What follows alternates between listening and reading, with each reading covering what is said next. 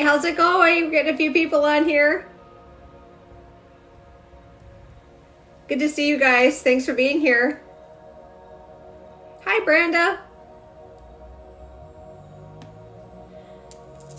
Just getting all my essential oils out. I'm doing well. Thank you, Bumblebee. How's it going?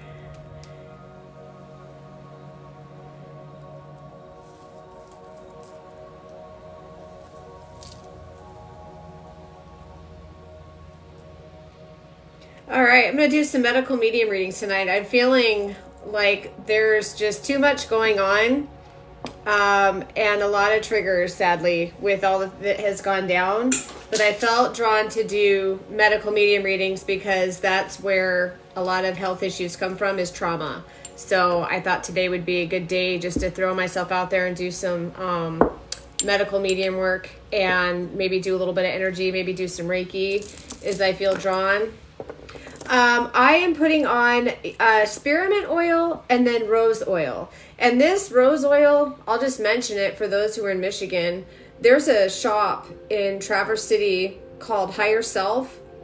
I wish I could get the person's name, but she hand makes these. It's rose oil and it's amazing. So I'm kind of doing a little bit of like just evoking energy of like love and just heart space, and then spearmint just to help frequency, bringing in my guides, connection, and just keeping my space clean, because everything's really toxic right now, like in the world and news and media and social media. So I'm just like saging and smudging and spearmint oil, sage, rose oil, all things love and high vibes. And I apologize, I have allergies a little bit.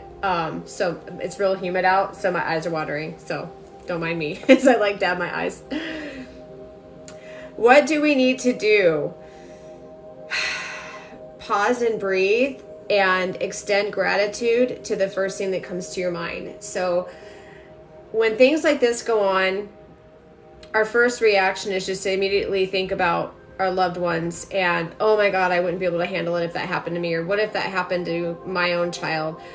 But instead, extend gratitude and just be thankful that the ones you love are safe, and then extend love to those who were harmed. Love is such a powerful energy, and people always tie it to relationships, and it's so much more than that. It's not just about being in a relationship with somebody or loving yourself. Love vibrates out so far. So when you send love to those who are hurt and need healing, they will feel it. Then it's also extend gratitude into your space to keep that frequency high, so that you don't share in the lower vibration things. Not talking about the events, but just lower vibrations that are out there, because people react differently. We all react differently, and some people are reacting in anger and hate. Some people are reacting in controversy and argument, like throat chakra energy is just exploding. And then other people, that were a part of it, are just, their life is forever changed. So love is the one thing that you can extend anywhere. It will go to any of the other energies when you extend that love. If someone's angry, send them love. If someone's reacting in conflict, send them love. And just be in your space and be aware of your energy and how you're reacting and how you're feeling, and just hold a space of gratitude and love. And smudge with sage. Sage and Palo Santo, spearmint oil are my three favorites, but sage oil is also really good too. Sage and rosemary is the bomb, so those are really good too. I just gotta tell you guys, since we're talking about it, if anybody remembers Sandy, well, of course, but if anybody was around when Sandy Hook happened, I was pregnant with my second son. And I will not lie, forever until they graduated high school, when I dropped them off at school, my stomach dropped. And I had to fight not crying for 3 years. And then after the 3 years, my stomach would drop and I would have to reset myself. I never saw dropping off my kids at school the same again ever. Because my kids went to a school in a small town, very similar to Sandy Hook. So it never sat well with me. That was devastating. And I was pregnant with my first son when Columbine went down. When wasn't that in Colorado, Columbine? I was pregnant with my first son. So to be pregnant with my first son in the first shooting, and then be pregnant with my second son during Sandy Hook, I started to wonder like if it was a sign or a warning. So it never set well with me, because both my kids, when I was pregnant, there were school shootings, and I was just like, oh my God. So, but they're alive and well. They're 21 and 20, and yeah, they're doing what 21 and 20-year-old boys do. God only knows what that is. I don't want to know, but they're healthy and making good choices, so I guess that's a win. Oh, I'm so sorry to hear that, Emerald. That's so sad. Yeah, it's bad. And it's, as much as it's so sad, I love how our human nature naturally reacts, and that we can connect and feel their pain and have mercy for them. You know what I mean? It's the people that are like, and they go about their day at work, that I'm like, wow. They're like, do they even have a soul? How could you not see something like that and not feel something? You know what I mean? And I remember when I was in banking, I can't remember what school shooting it was, but I was in banking, and I remember my manager, I'll never forget this, and I will never forget this manager. She literally was like, well, nothing we can do about it, so let's get back to work. And we were like, oh my God. And she had no remorse, went back to her desk, and then had the audacity to come out. And this is what she said. I'm not even kidding. She comes back out. She goes, actually, you know what, you guys? Go ahead and get on the phone and call your clients, because they'll most likely be home because of everything that went down. This is a really good time to make some business. Yeah, I'm sure there's a nice place for her somewhere. Not in heaven.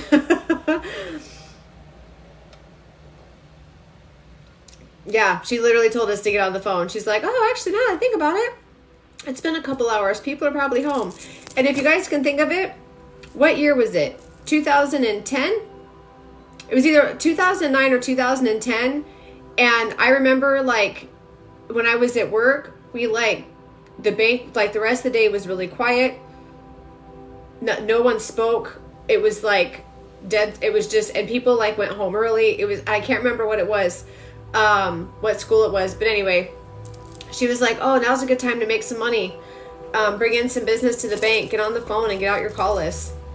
Yeah, I won't lie. I almost resigned that day. I really did. I called my regional, and I'm like, I don't know if I can work with this woman. I'm like, I can't do this. I literally almost resigned. And I was a single mom at the time, and I had only my income. And I remember just thinking, I can't work with this woman.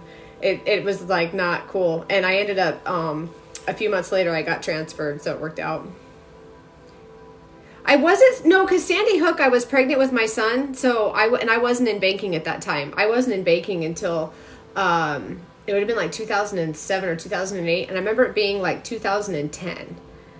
I can't remember though.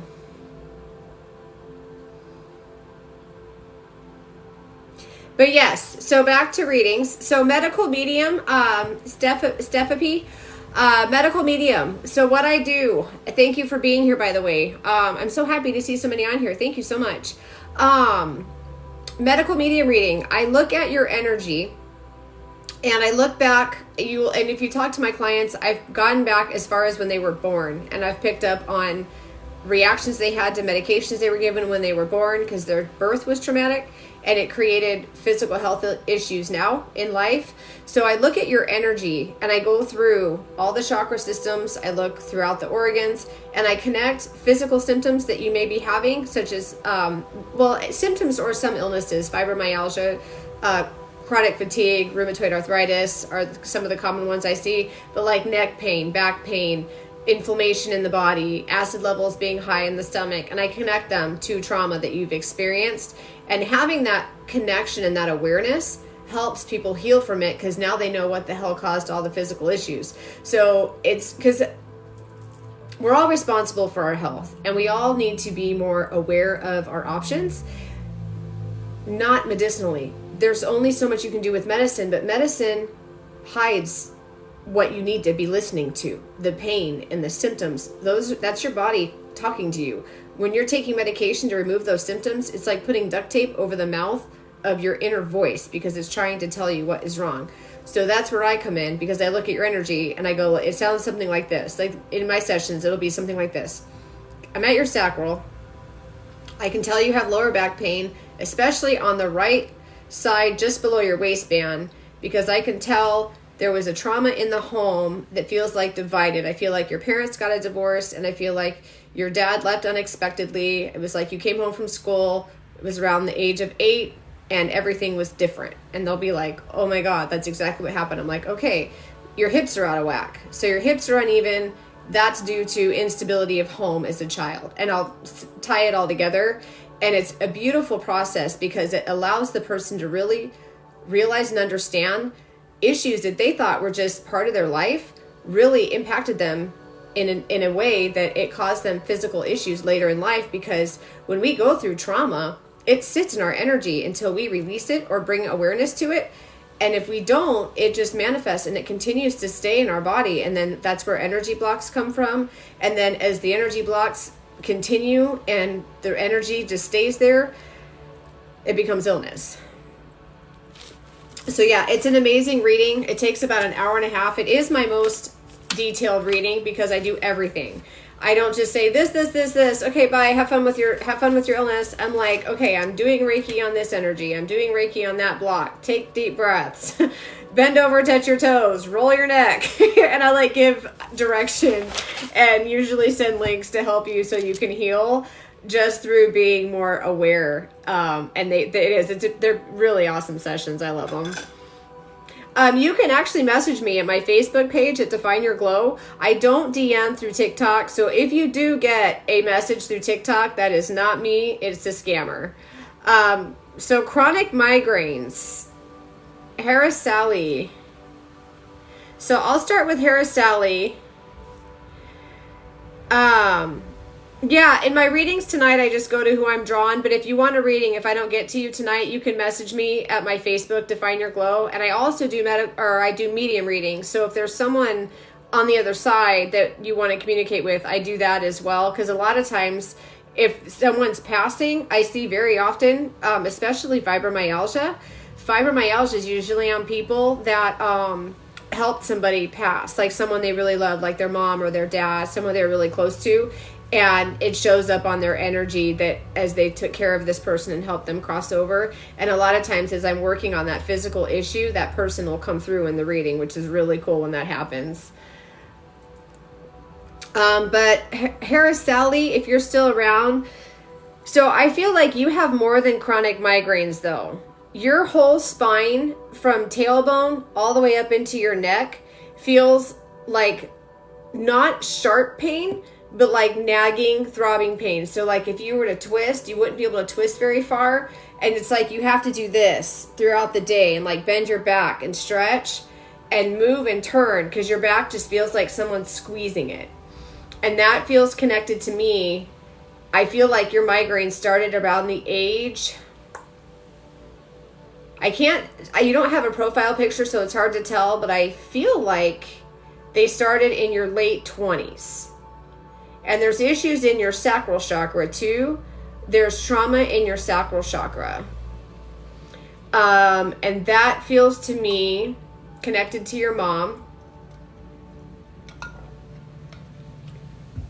There's control issues there.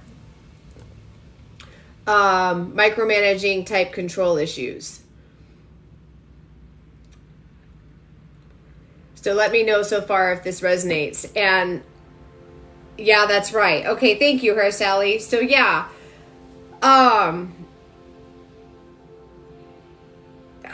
there's more. So migraine, but you also have neck pain right here. And I mean, it travels down to like the trapezius muscle, but it starts right here and then push it down. And then I feel like if like right here, and you'd have to just push on that and do that. And that would help with the migraines. Now your migraines, they start like right here at the hairline, correct? MJ1797, if this is resonating with you, definitely that makes me happy because a lot of times what I'm saying, it resonates with other people, which is really cool. It starts right here and then it goes back. So I feel like it starts here and then it kind of meets right at the crown. And neck pains too. Okay. So Yeah, it's the migraine that starts here and goes back. So there's two issues going on. Here and back is work related. Your work environment feels very high stress, and you have someone in your work environment that's really toxic. They're super annoying. They micromanage. You're surrounded by it's her, she micromanages, and then your mom in childhood. You also have a conditioned behavior of that you feel like you have to react to somebody's demands right away, which has also created stress, and it's causing you to shallow breathe. So I feel like if someone texts you and says, "Hey, are you home yet?" "Oh, yeah, I'm coming. I'll be right there. I just wanted to grab a gallon of milk on the way home from work." And then at work, it's, "Hey, did you get my email? Have you sent that?" "Yep, okay." And you're constantly in a rush to answer everybody, like as fast as you can. And it's this, and that's a created behavior from childhood of your mom going, "Where are you? What are you doing? Why are you doing that? Did you do your homework? Did you call your friend? Did you get a good grade? How'd your test go? How'd this?" And it's like, so you constantly feel like you have to just, boom, react. Like as soon as someone sends you a text or an email or whatever, you try to answer it as fast as you can. Critique. I love your TikTok name. Absolutely. I'm glad this is resonating with you. So for those that are resonating, the quickest way to release pain is to not react as fast as you can. When someone messages you or texts you, if it's not an emergency, don't rush to respond. Leave it in your phone. You can get to it later. People are getting conditioned to react to messaging or responding to people in communication because they've been conditioned that you have to respond right away or it's rude. It's not. What is rude is that person on the other end thinks you should drop everything you're doing and respond. That's not how it works. I mean, in work situations, sometimes it's different because of the demand of the job, but even still, finish what you're doing, allow yourself some space, and then react. That helps with pain because the pain comes from that quick, "Oh shit, I gotta respond." As soon as your phone dings, you know you have to respond to somebody. Right away you get like a little surge. "Oh, I gotta react." And I remember when I was in banking, I had this lender that would like send an email, and I mean, like, as it's sending, she'd pick up the phone and go, "Did you read my email?" And I'd be like, "I haven't checked my email. I was with the client." "Oh, well, everything, if you want this loan processed, you have to da-da-da-da-da." And I'd be like, "Okay, let me open you just sent the email. Well, did you get a chance to read it?" And I was like, "Well, you literally sent it a minute ago and it's 9 pages long." Like, "No, I haven't read your email." And it's a conditioned behavior now. And parents don't realize, God love them, they condition kids to react. Think about it though, as parents, we're all guilty of this. "Hey buddy, come here, dinner's ready." "Hey, come here, dinner's ready." "Dinner's ready!" Right? And then the kid's like, oh, they stop playing or they stop doing what they're doing and they hustle to the kitchen because dinner's ready. So that's where those conditioned behaviors come in. So and this is for you, Sally, and then those who it resonates with, you don't have to react. You do eventually, but just breathe it out, relax. It's all good. Okay? So, and let me know too if this resonates, especially with childhood trauma with you, Sally, for sure. Because that's part of the issue with the migraines. I feel like even with a lot of the stuff that's out there, I don't think even ice helps. But if you can do ice on your neck, ice is huge. Or cold water on the hands, especially here on your wrist, because that's where the skin is the most thin. And the cold helps. I mean, like, even if you're like can do like ice water is huge, and drinking it will help too.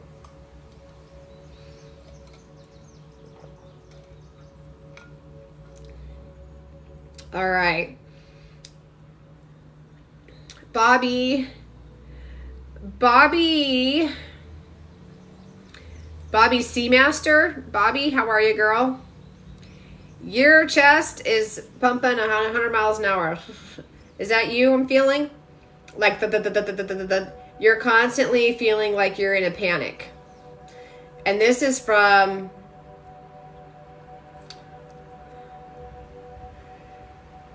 let me think for a minute. So you're For you, Bobby, I feel like it's in your chest, shallow breathing, clenched teeth, tight neck, right shoulder. There's a kink in your right shoulder, like right in the joint, like literally like right under there, in between those two muscles that come together. And I feel like you don't have like full rotation, like it cracks. And tightness through here and then here. And you have someone around you that had breast cancer. And it feels like connected to that. But then it also feels connected to narcissist relationship. Not now. Your relationship now feels really good. I think you're in a really good relationship now. But the narcissist feels like, I think you moved out when you were young to escape crazy at home.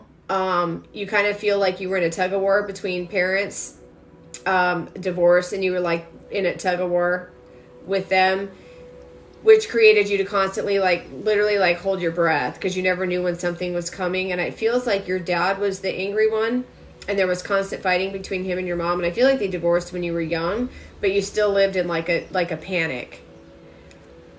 And then you moved out, narcissist relationship, and that's what started the flutter because one, I feel like his tone of voice was kind of strong. So even when he spoke to you, it kind of made you like tense up a little bit because it wasn't like, hey, honey, how was your day? It was like, how was your day? And it kind of came out strong. And I feel like, too, is this true?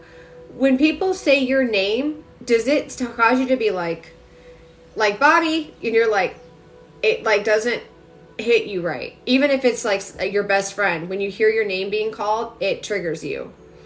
And that's an issue too. And the clenching of the teeth, that feels related to, I almost want to say, it was a previous job. I don't think it's the job you have now. It does. Okay. So, I'm trying to figure out, is it your dad?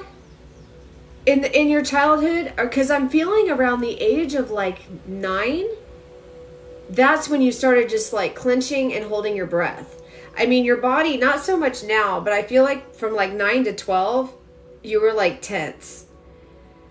And I feel like there were issues at school too with bullying in junior high, and there's some stuff going on there too. Oh, your mom was the angry one. Okay, thank you for that. Was she the yeller? Is your mom the yeller? Because it feels like it's your dad, but maybe your mom's the masculine energy. Because I'm feeling like in the home was like the angry yelling type. Like they yelled about everything.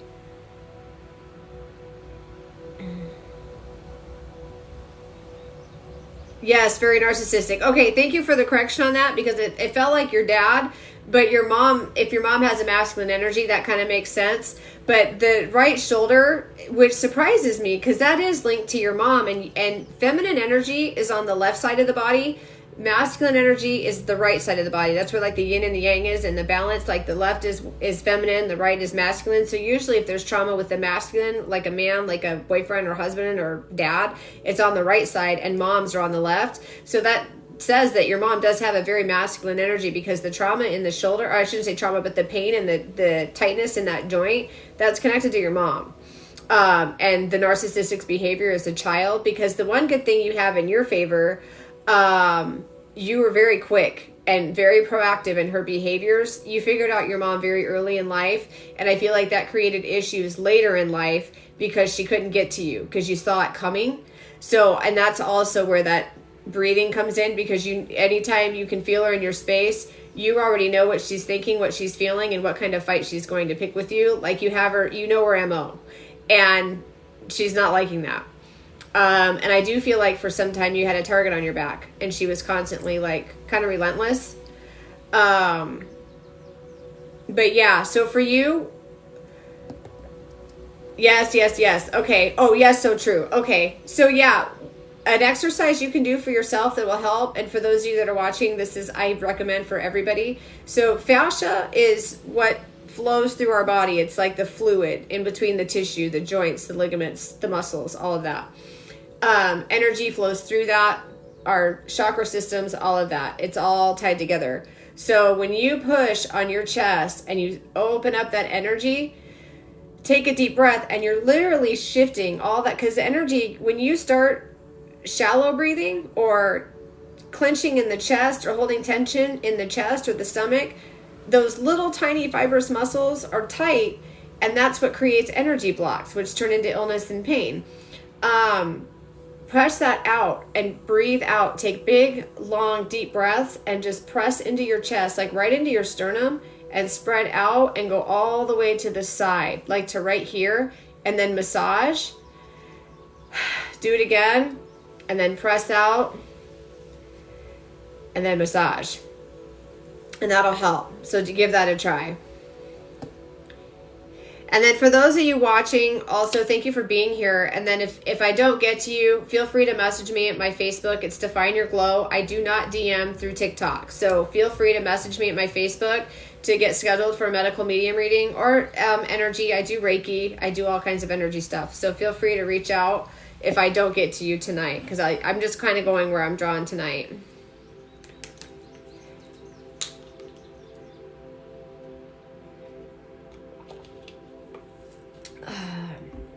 And also, too, if you have questions, feel free to ask me questions as well, because it's just kind of an open platform of readings, learning, conversation, whatever we feel drawn to do.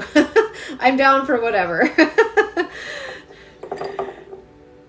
I keep hearing something about softball, and it's someone's mom who passed from breast cancer. So let me know if that resonates. Breast cancer keeps coming through, and I keep hearing something about going to her softball games and really missing being the sports mom and going to softball games.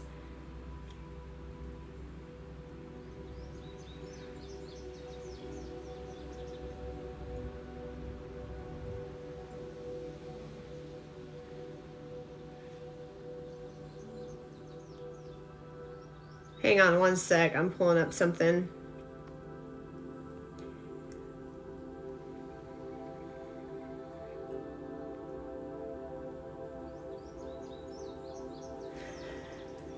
Lily Dragonfly.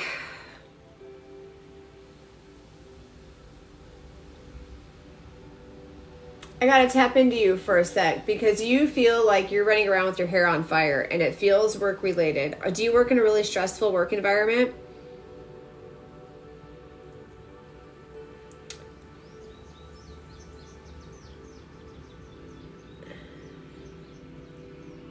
Your work environment feels really stressful, and it feels mostly women.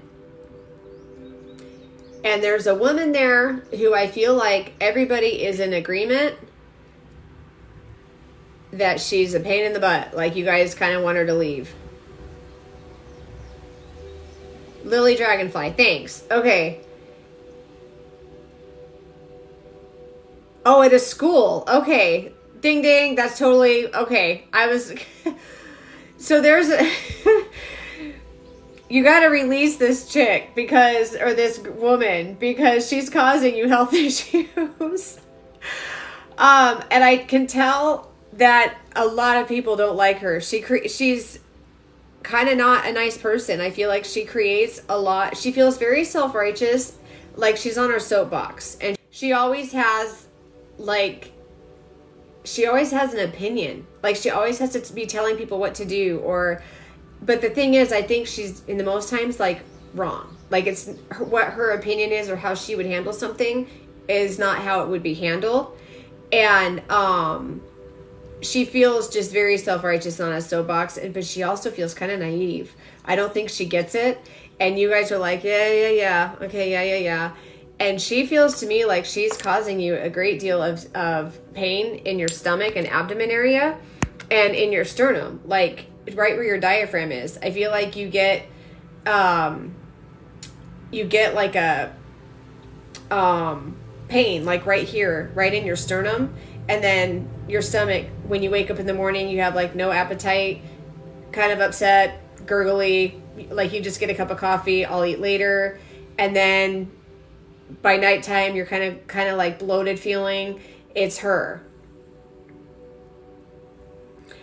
The other thing that I'm feeling is tightness in your hands, especially, which is interesting because it's on the top.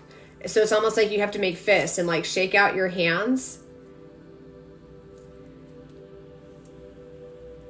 Thank you, Yana. I appreciate that.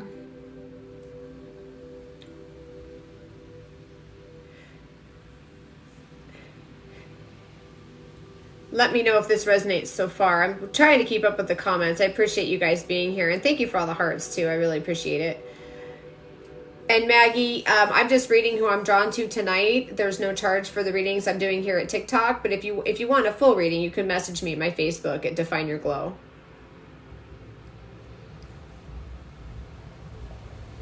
Oh, thank you for the compliment on the hair.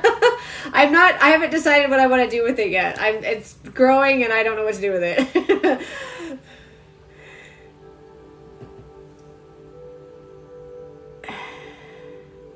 No stomach issues. Okay, thank you, Lily Dragonfly, because it feels like you get pain right here in the sternum, but it's connected to the woman at work. So if you can, salt lamps are really great to have at work because they neutralize energy.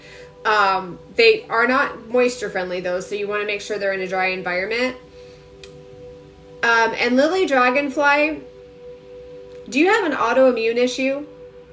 Your skin feels like it irritates easily, but in a painful kind of way, like your pain, like you have pain underneath it. It's not like specifically in the joints, like you feel like you have to stretch and there's pain throughout your body. It feels very much like a fibromyalgia, autoimmune type issue. I almost feel like they haven't been able to diagnose it, but that's what it's feeling like to me.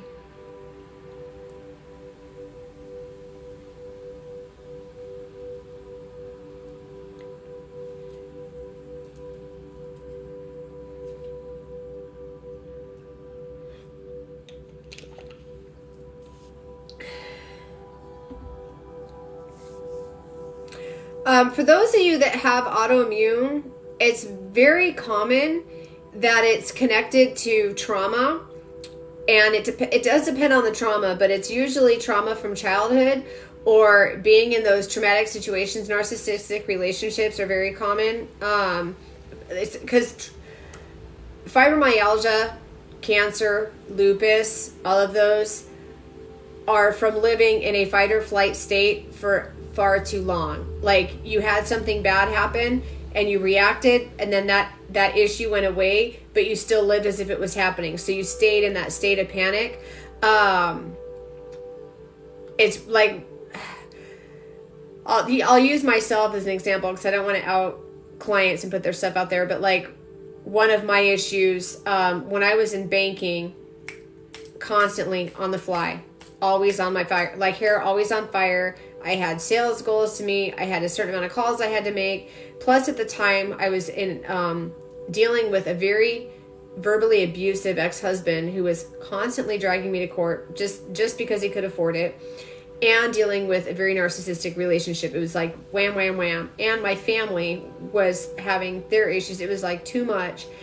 Well, it was like years later, after all of that crap happened and all finally stuff went down, I realized I was getting out of bed as fast as I could, jumping in the shower, pouring my coffee, drinking as fast as I could, running around, blowing into the bank with my hair on fire. And it was one day I was like, why am I doing this? Why was I rushing to work? I wasn't even late. And next thing I knew, I had headaches. I had migraines. I clenched my teeth. I had thyroid issues, acne, psoriasis all over my body, like nasty psoriasis on my face, on my elbows. I had just all sorts of health issues. And I was like, wait a second.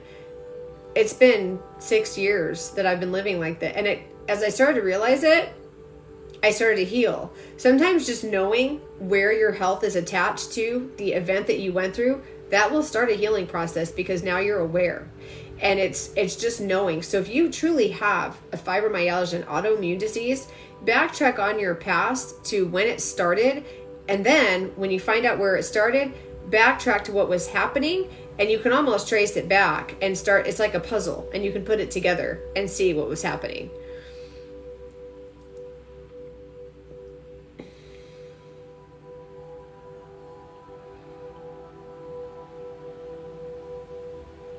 Hip pain is connected usually to root chakra issues. So usually when you have hip pain, it started early in life with instability of home. And that's the one that's kind of tricky because sometimes people don't remember. And I'll be like, well, I'm at the age of when you were around 2, and it literally feels like a flower that got pulled out of the dirt, roots and all, and then you were just set somewhere else. And some people don't remember because who remembers when they were 2? You know what I mean? But usually it's instability of home. It also could be sexual abuse in the sacral area can cause hip pain, especially in the pelvis. People that have like uneven hips, it's because they, and this isn't everybody, but this is an issue people can have if they've been sexually assaulted. They'll tip their hip because they automatically physically sit and rest on one hip, and they are truly defending their maternal, like their area of the sacral chakra by tipping their hip, because it's like they're leaning away. So they're the ones, and they'll lean away from people because they were sexually assaulted. So it's that leaning that throws the hips out because they're sexually assaulted by somebody, and especially if it's somebody they were supposed to trust, like an uncle or a dad or someone in the family. 10 years down the road, they're now in a social setting. They lean back and they tip on their hip. So it's like that, but they tip. I mean, which is a common way for people to stand, but you'll recognize the difference between someone standing with their hip just like this because they're resting. Someone that had abuse, they'll lean. They lean away from people. It's very subtle, but it is there, and that throws the hips out of whack.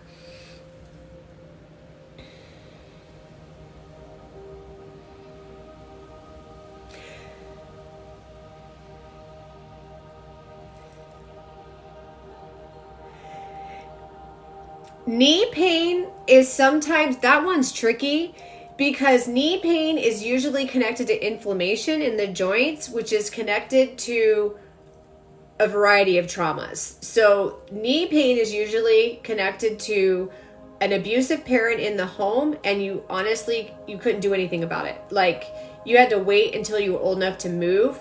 But it also can be connected to a really crappy work environment because of the root and the sacral chakra are like your power, your dreams, your passion, career goals, like financial stability and all of that. And when you have issues in those areas of that energy, you know, whether it's a job or an unstable home environment, abusive marriages as well can cause knee pain. It's because of the inflammation throughout the whole body, excuse me, but some people it targets their knees if they have weak knees. So it may not necessarily be specifically because of the knee, but something to keep in mind as to why health is so important, because I've used this example before and I love it. So back when I was a running coach, after I resigned from banking, I was a runner. I am a runner and I'm a triathlete. I'm athletic and I work out and stuff, but I got into coaching just kind of for fun. And I had 2 runners. One was very fit, in excellent shape, rockin' hot body. And then I had another one who was exact opposite. Slow runner, not in good shape. She kind of had her health issues because she was just kind of coming out of, I don't want to eat bad anymore and I want to feel good and I'm going to get into running and take care of myself. They both had the exact same running injury. They ran the same, their knees tipped the same, or their hips tipped the same, which caused the same knee problem on the same side of the body. And this is where I started to consider energy and how it impacts the body, because they were 2 totally opposite runners. There was no way in hell that they should even have, like, looking at science, they couldn't physically have the issues that they had, but they did. Well, when you're a coach and you work in a gym, you become a therapist because people bring all of their emotional trash. They cry on the treadmill, they cry on the elliptical, they lift weights, they cry afterwards. Like, you become a therapist. They had the exact same marriages. Crappy, abusive, self-entitled husbands, gave him a hard time for having a job, didn't want them to be independent, make their own money, constantly haggling them about taking care of the kids and not being a good mom, and laying guilt, layers and layers of guilt over them about not taking care of the kids because they had a job and blah, blah, blah. When are you going to be home? I don't want to be home with the kids. They literally had the exact same life. And I was like, wait a minute. There's something going on here. And all their injuries were on the right side of the body, which is the masculine energy, which is the right side of the body. So that linked them to their husbands being not to be rude, but they were total assholes. And I was like, wait a minute, they have the exact same lifestyle, which creating the exact same energy. And that was back in 2012. That's when I started researching like energy in the physical body. So it was like my guides and spirit were like, go be a coach, because that you'll start seeing, that's where you can start getting your education. So I learned a lot about the physical body and energy just in being a coach. And then when I became a medical medium, it was like, oh my God. But yeah, so with that being said, energy, low vibrational, toxic, crappy energy, that's what happens to us when we get traumatized or we go through events that shake us, death in the family or divorce, whatever. The trauma connected to that will flow to the weakest part of the body. So if you're not in good shape and you don't take care of yourself, you're more susceptible to have negative reactions physically in the body to trauma, because your body's physically weak, so it's not able to withstand as much. So when you're in good shape and you eat right and you're healthy, trauma won't hit you as hard as if you're out of shape, you're unhealthy, you don't eat well. So it's important to be aware. So, and then also the other reason with health, if you eat decent and you take care of yourself, and you don't have to work out every day, you don't have to, just eat decent, be active, and move. Moving is liquid, it's motion for the body, it keeps the joints healthy. But it also makes it easier for you to identify why you don't feel right or why things are the way they are. You know what I mean? So yeah. So I'm going to go through. But yeah, thank you for all the questions though. I'm loving this. So Lori Israel 4, how do I accept Parkinson's? Right away, I feel like you've been taking care of your husband. Does your husband have trauma? Laura Israel 4.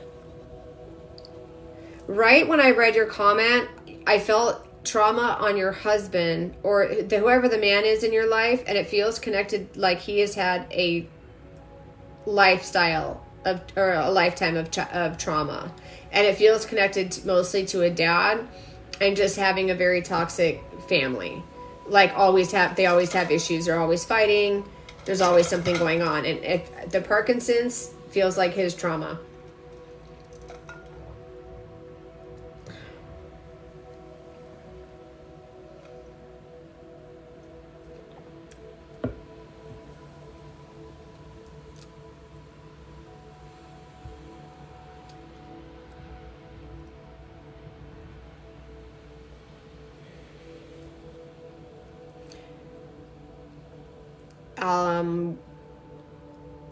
Yeah, let me know if this resonates. But yeah, and for those of you who are on here, if I don't get to you tonight, you can just message me at my Facebook page, Define Your Glow, and we can get you scheduled for a medical medium reading.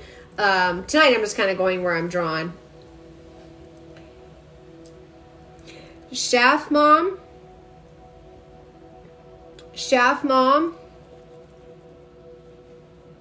you have taken a beating to the heart. Let me know if that resonates. Your heart energy has suffered, and you feel around the age of 7 to like teenage years, almost like dismissed. There's not maternal love there. It feels like it's not from your mom. Absolutely. Thank you for that.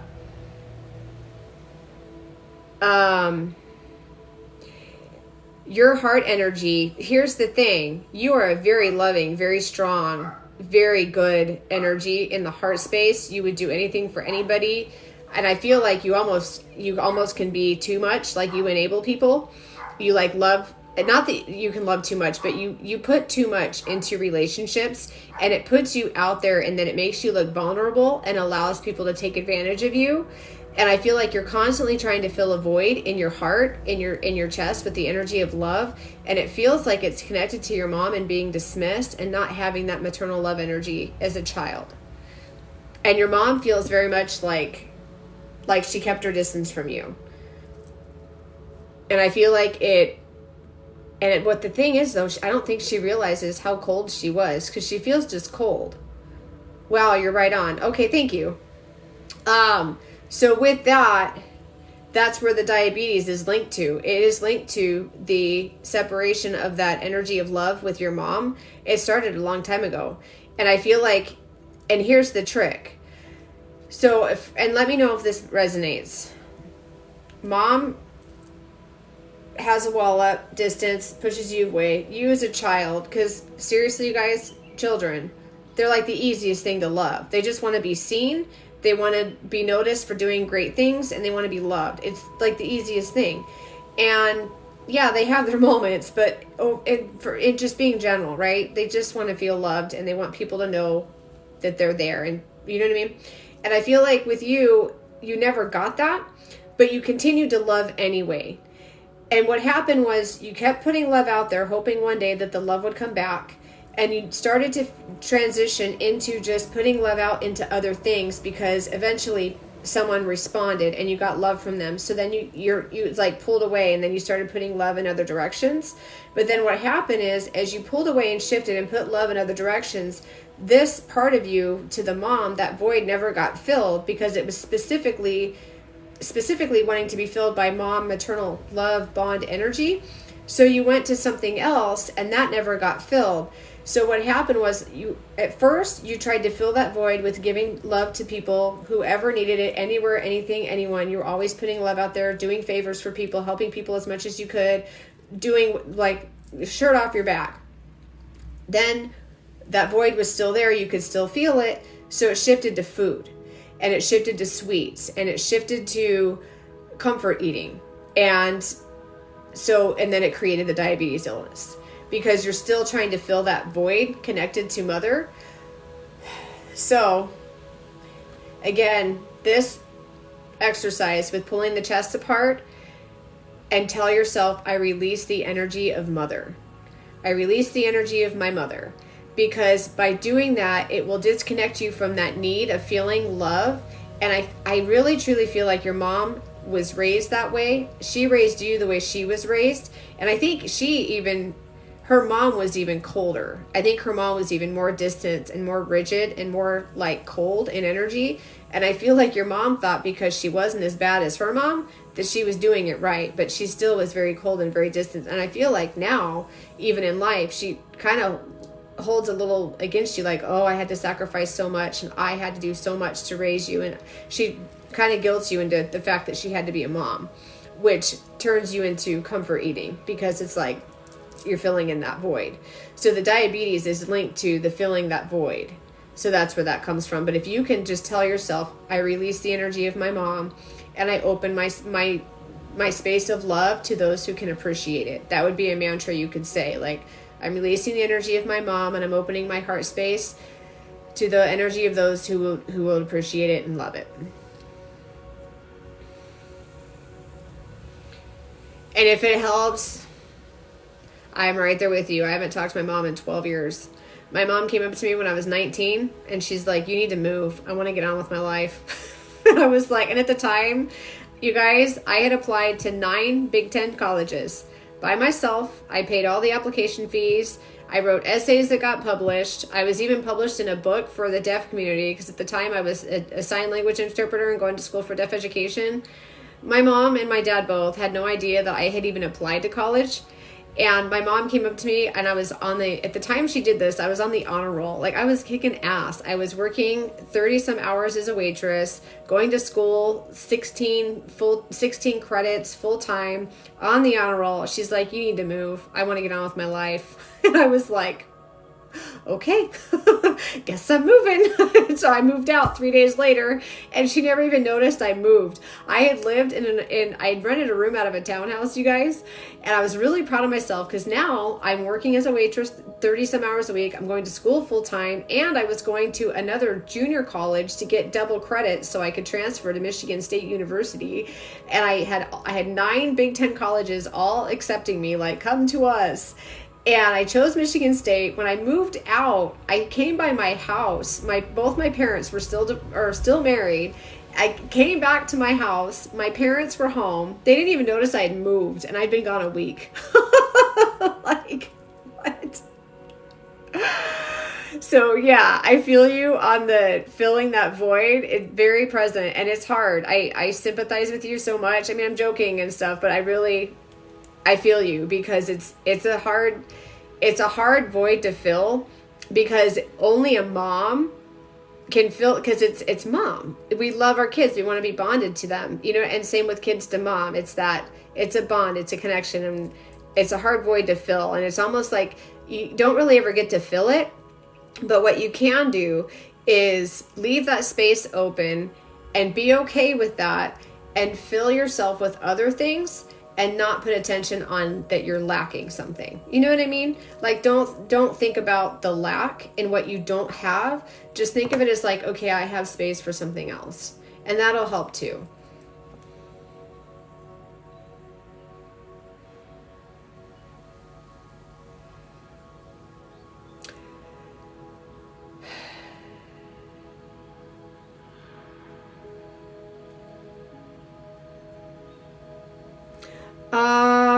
I came across, whoops, hang on. Someone keeps saying I'm freezing up. Am I freezing up, you guys? Because my signal is really strong, but if I'm freezing up, let me know.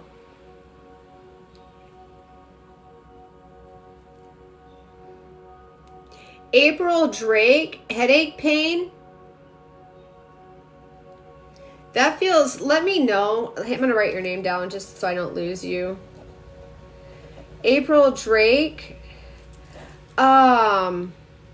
This feels connected to marriage. You feel really controlled, but at the same time, you're like, you just kind of like roll with it. Like you're just done. You feel spent. Like you've been resisting a toxic energy for a while. And you feel like kind of like you're boxed into a corner. Let me know if that resonates, because I think that's your headache pain. And thank you again, you guys, for the comments and the feedback. I appreciate it. Feel free to tag friends too, as we go through things here.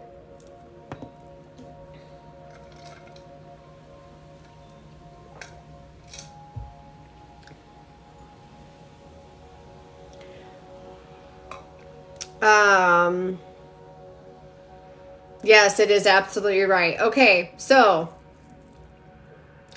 April Drake, thank you for that and letting me know that that resonated. So let me think for a second. So I will tell you, you do have spirit guides, and they are really hitting hard on you living in your purpose. I feel like you feel trapped though. You have an overall goal of something you would like to pursue, but you can't, it's like you feel like right now, like you can't even think about it. Like there's just too much going on. The headache comes from, am I right? And that the minute he enters the room, the energy just hits the floor. Like you could be like laughing and on the phone with a friend and in a good mood, and he walks into the house and you're just like, it just, your energy gets sucked right out of you and you're just like instantly tired. It's almost like you just want to yawn, and you just, your head, like I see you like that, like you're talking, you're doing dishes, and I think like you're on the phone with somebody. Yeah, hey, how's it going on? He comes in, you hear the door slam, and it's like shut down. And yes, okay, thanks for that. Draining. Okay.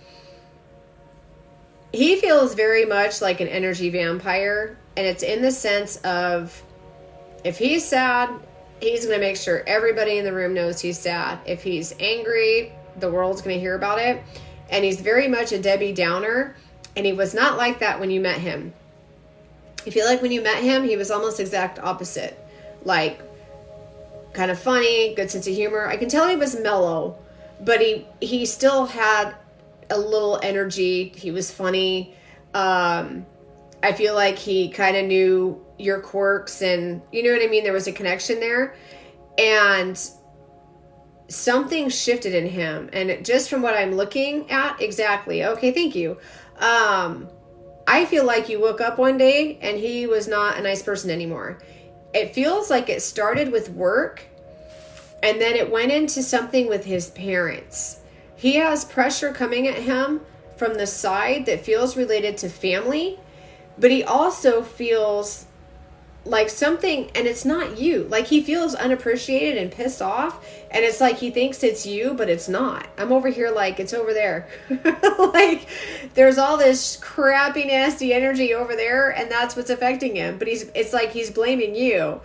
And he just feels like self-entitled and pissed off, almost like narcissist, but a narcissist with a little bit of like self-pity. Like you have to have the violin out and be ready, because if you don't feel bad for him, then you're not a good person. And he's constantly creating a space of you having to second guess yourself. And it's coming from outside the house, but he's bringing it home. And he's not seeing it. Like any trash, garbage type energy or issues he has outside of the house, he's bringing it into the home.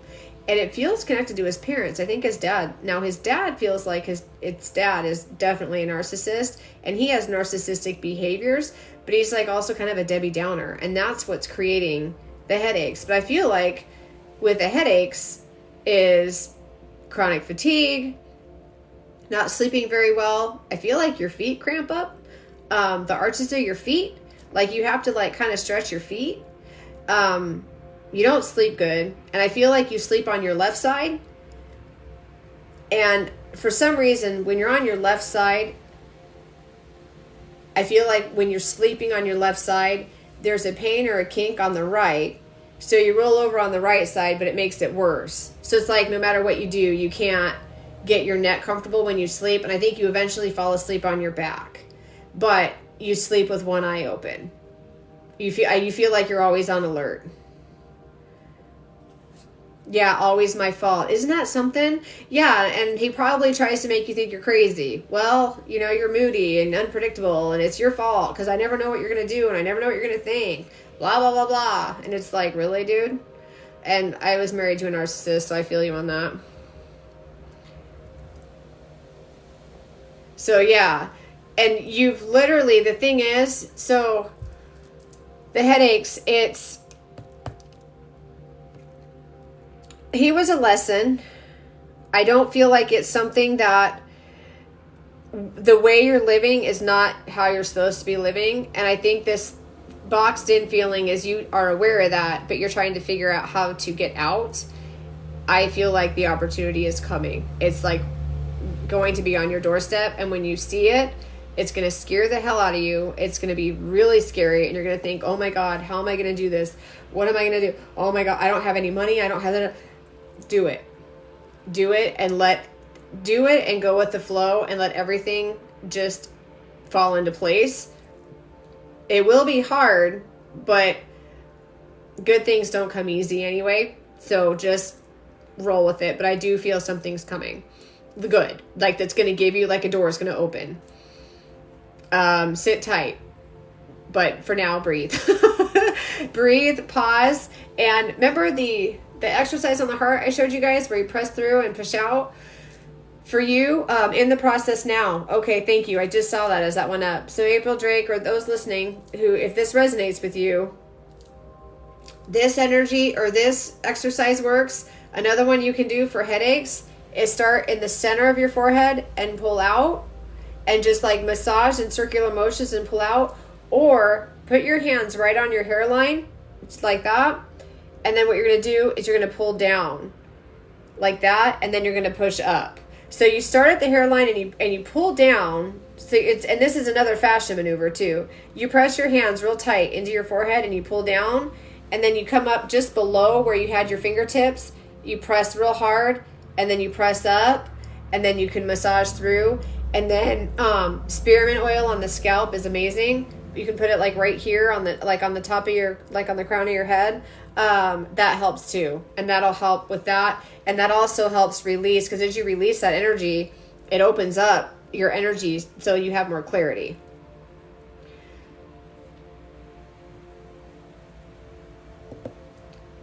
I'm freezing. Thank you for the feedback, Kenny from the block to April. That's awesome to see. Am I still freezing up, you guys?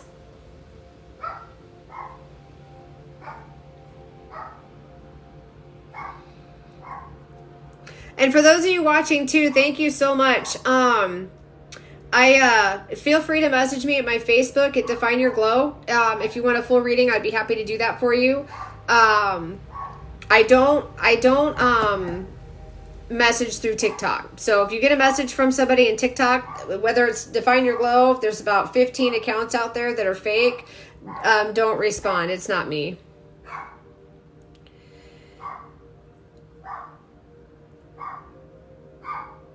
Yes, C-Tash94, yes, I do health readings. That's actually kind of what I'm doing right now is my medical media readings, but I do health readings, energy, I do Reiki, medium readings, I connect with loved ones.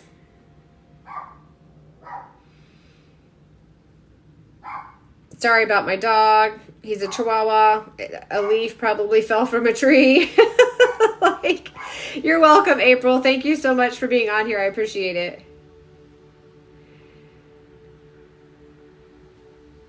Okay, so it says I'm freezing off and on. Should I start over and come back? Do you guys want me to come back? Hey, Tara, what's your question? I see you. How can we ask a question? Go ahead and ask. I'll keep my eye out for your question. Andrea Stelanta? I'm just going to go Andrea Sells Atlanta. Andrea Sells Atlanta. One of your spirit guides is your grandma on your mom's side. It's your mom's mom. She is 100% close to you. Like, she is one of your guides for sure. I feel like you were very close to her. And she had a very active presence, especially in your childhood. She is definitely one of your guides. And I feel like there's a sister out there too. And with that,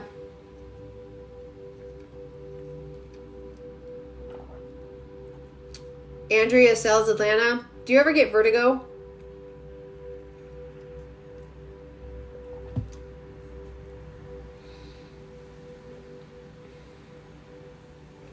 Actually, you guys, one sec. Don't go anywhere.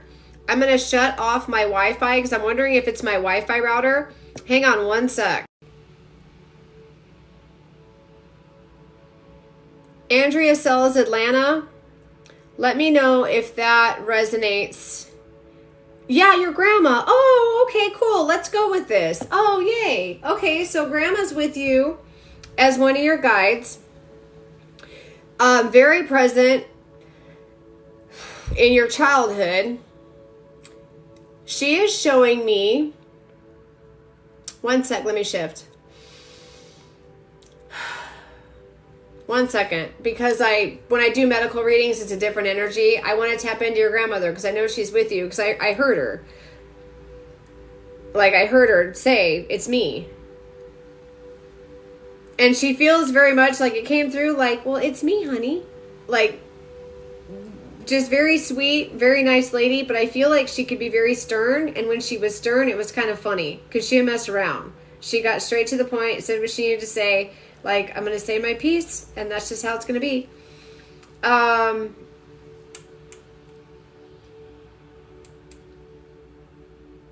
I'm smelling sugar cookies. Like a really sweet sugar cookie type smell. Pancakes on Sunday is what I'm hearing. She's talking about sitting at her kitchen table, which looks like an assisted living home. It doesn't look like her house. It looks like an assisted living home. And you guys are like chatting at the table. She really misses those conversations. And she's telling you you can still have those conversations with her because she hears you. And the table in your house where you have a photo of her and you together. I think it's your wedding photo. And it almost looks like a locket or something that belonged to her. It's like I call it like an altar. Like it's just a little space, a little table in your house. And it looks like it was your wedding. You're wearing a really pretty, it looks like you're wearing a wedding dress. And she's with you. And you're like holding hands and you're looking at each other smiling.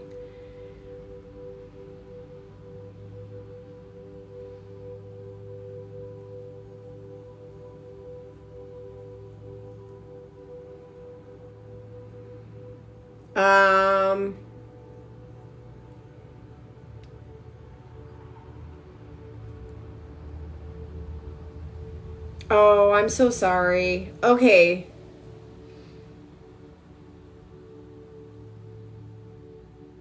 Yeah, and that connection too with helping to take care of her, that's why she's so close to you, because just the energy around that and taking time away from your personal life. And that's the other thing too, in your life at the time of her illness, was it dementia, by the way? Or it was something in her mind, in her brain. It was either like brain cancer or dementia. But the thing is, the one thing she wants you to know, I think her physical body feels like it stayed alive for a while. And I think there was a time where you felt like you were going to miss it, like you weren't going to be there for her when she passed, like you had to leave and come back. She wants you to know that you were there when she passed. Regardless of what her physical body was doing, she wants you to know she knew you were in the room. She felt you. I think you put your hands like this, like on her forearm, like you had your hands like this, and you were like rubbing down and like rubbing her arm downward over her hand. She felt that, and she wants you to know that you were there when she passed. She did not pass alone. And I feel like it was her physical body just taking a while to shut down, but her spirit passed. And I feel like it was like the day before. It feels like her body stayed alive for like almost a full day, but you were there when she passed. And she's talking about something.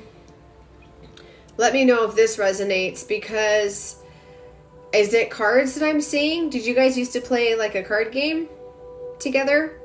Because I think that was what she really enjoyed. Okay. Yeah, she was warm. Oh, okay.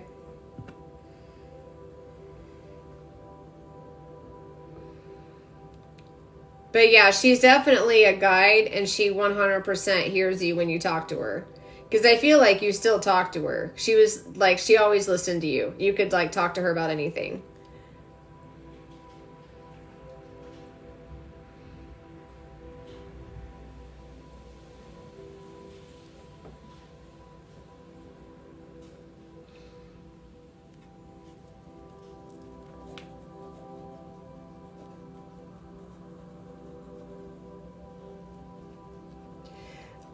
Critique? When you said cards with your grandma, I heard crazy eights. So I think your grandma's with you, because right away I heard crazy eights. Tara 2.0. Oh, okay, hang on. So Tara 2.0. I'm going to come back to you. I wanted to ask you, are you a nurse? You have a nurse vibe. Like you feel like you're around trauma for work. Okay, Tara, I'm going to come back to you. I feel your energy. I just want to finish up real quick with oh, something sells Atlanta. Sorry, I forgot your name. Oh my god. Good grief.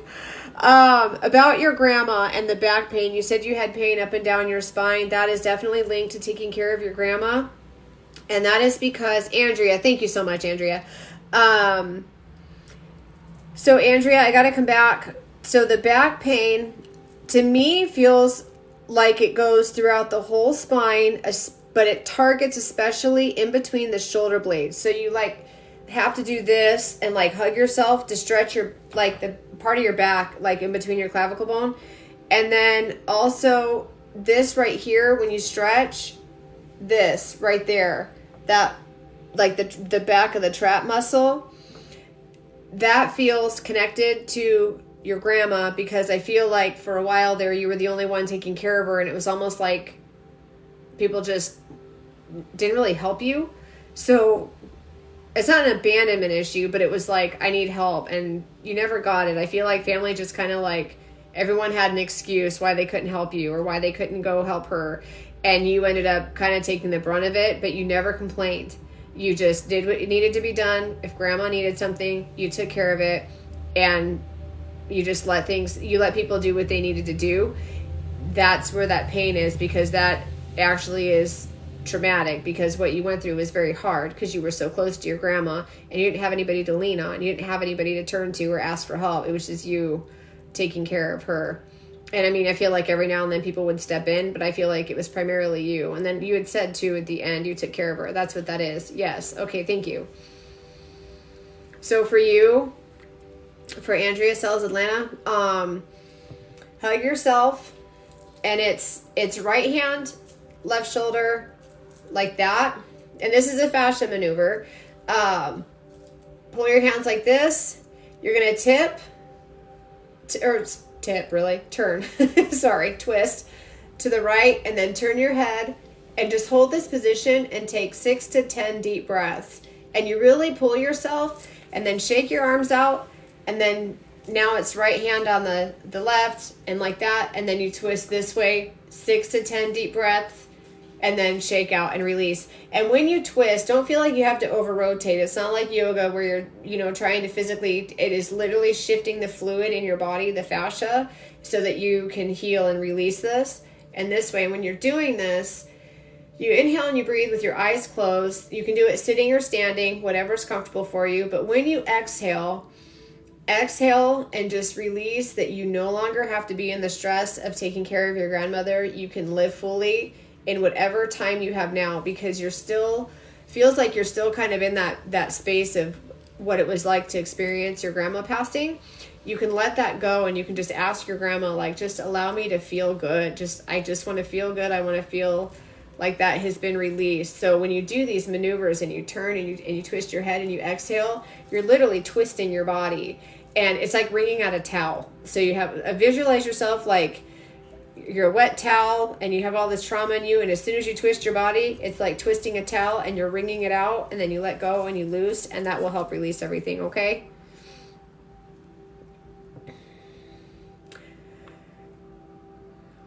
Okay, Tara 2.0. I'm going to shift back to medical medium reading, because on you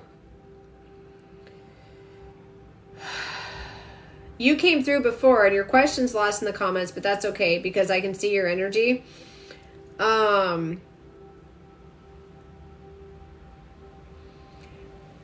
You have chronic fatigue issues, neck pain, clenched teeth.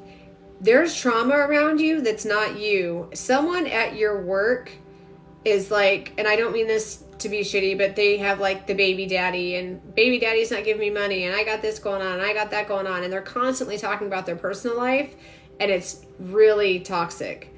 And her trauma, and the reason I bring up this person is because her trauma with her finances and her baby daddy not helping her out, and it feels like she's in a really toxic relationship with somebody else.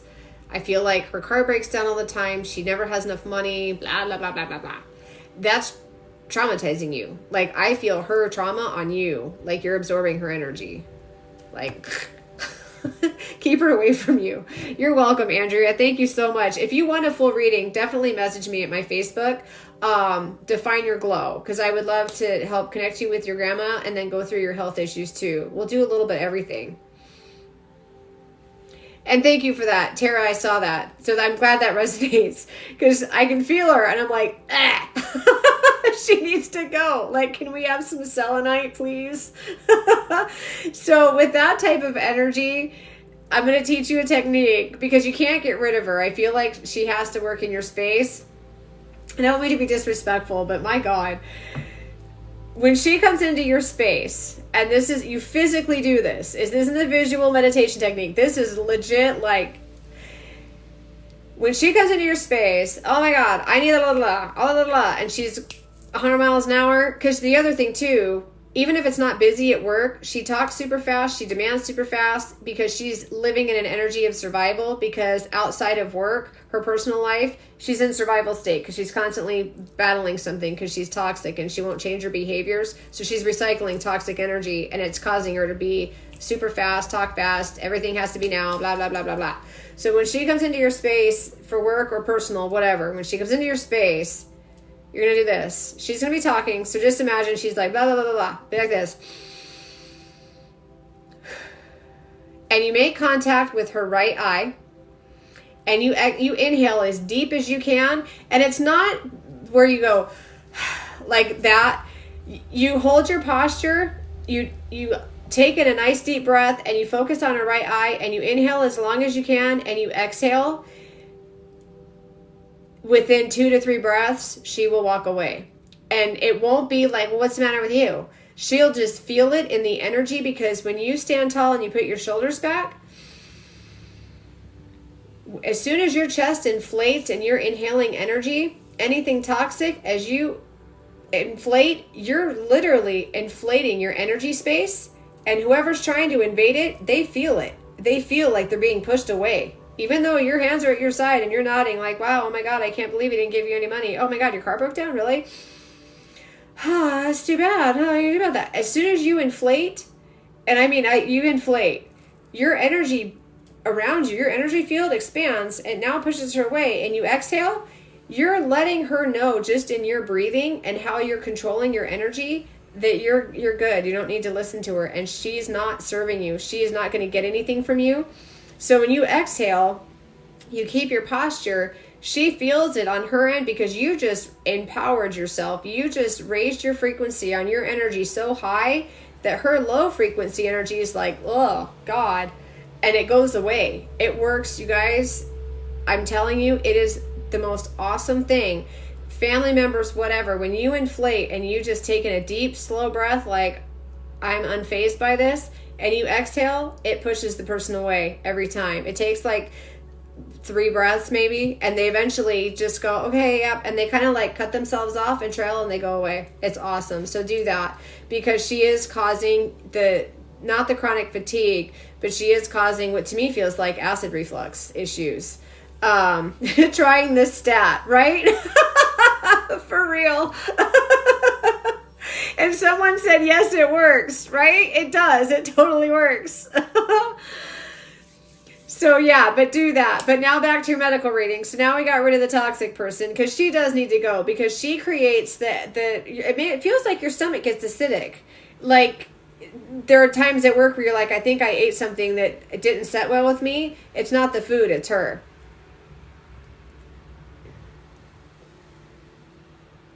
Oh, you guys, the comments are funny. I'm seeing the comments now. It's awesome. I'm glad to know we're not alone, right? So check this out. I learned that technique back in banking. It was like a Dale Carnegie type sales meeting. And I'm not kidding. I never forgot that, because I was like, dang. And it works. And I used it in banking, like the people that would come in with overdraft fees and issues. And they're angry and mad because they don't have any money. I would inhale and exhale, and they'd be like, well, I guess I'll go talk to my husband, and we got to get this figured out. And it works. So try it. But yeah, so Tara, with that, the stomach issues are her. Now your chronic fatigue, that feels childhood to me. And that started around the age of 10. Trauma hit hard in the home around the age of 10. That's where the shoulder, I almost feel like no matter what you do, you can't get comfort in the top, like this part of your back, like the clavicle, the trapezius muscles, like that whole upper part.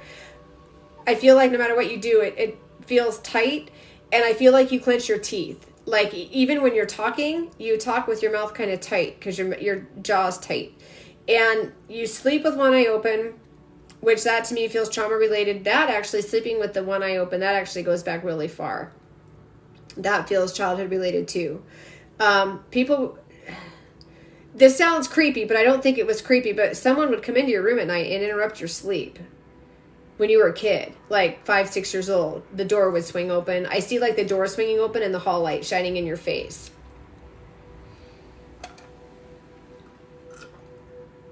That's causing the issues with the sleep. Because it's like you lay down to rest, and you're like watching the antennas come out. So that's created too. But the other thing too, you have, oh, thanks, Bobby Coco. I appreciate it.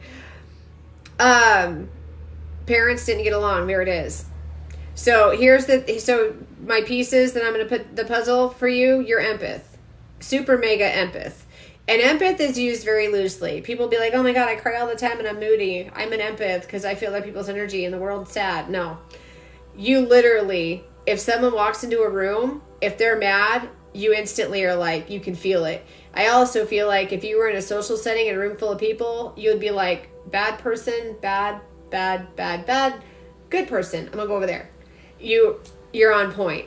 And your parents conditioned you because your parents constantly were fighting. And I feel like your mom, or no, well, it's probably, I think it was both. They'd be fighting and one would go, don't fight in front of the kid. And they'd go, well, she can't even hear anything anyway. She's watching TV. And the TV would be on like super high volume because you didn't want to listen to them. But you could feel it. It didn't matter what they were saying. You could feel it. So even if you were up in your room, if your parents were downstairs and you could not hear them fighting, you felt it. And I feel like they got divorced around between like 10 and 11. There was a separation and there was a divorce. And that feels like, yep, I don't go out anymore. Okay, totally. Between the 8, so 10 feels like things got really bad. 12, a grenade went off in the house. Like everything changed. And that's where your hip and lower back issues are. Which to me, it feels like it's just outside of the spine, like the sciatic nerve. That feels like there's areas in the sciatic nerve. And I think you're thinking it's from work because you either sit all day or you stand all day. It's actually, yes, contributes to it.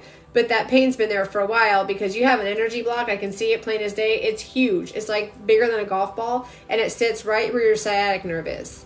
That's connected to that time when you came home from, I feel like you came home from school. And it was like, everything was different. Like, and I even see like pictures being taken off the wall and like the couch was moved.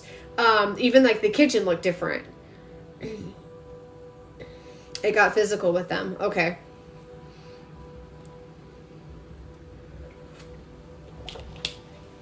So for you, Tara, your best friend is going to be selenite, salt lamp, obsidian crystals.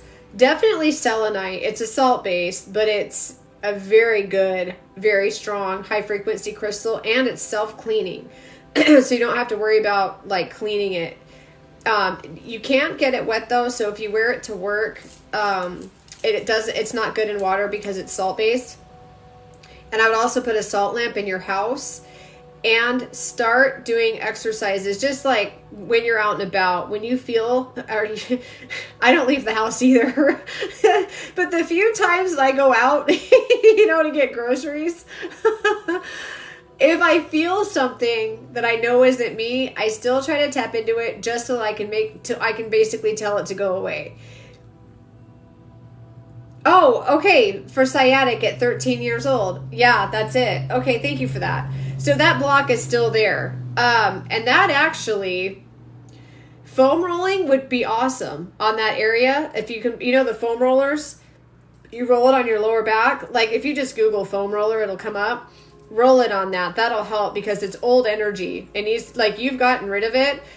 You've released all that. I feel like you even just get along with your parents because why not? Your dad feels like there's still issues, but I feel like you kind of just can handle it now.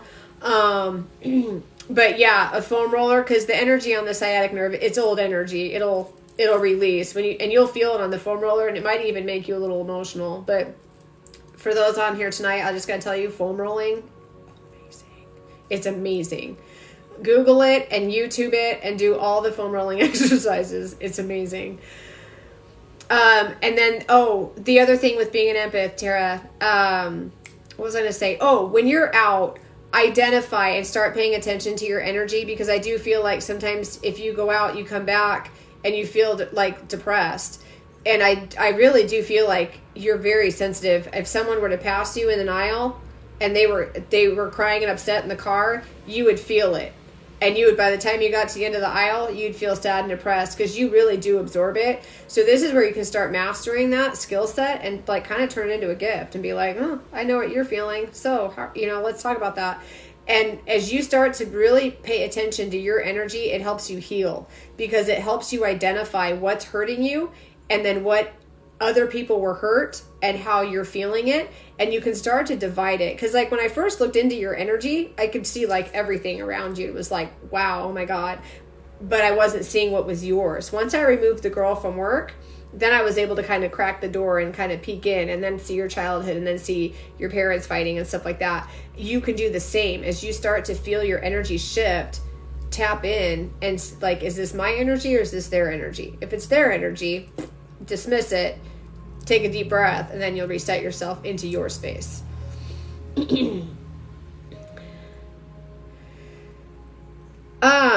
So yeah, try that, Tara, though, and let me know.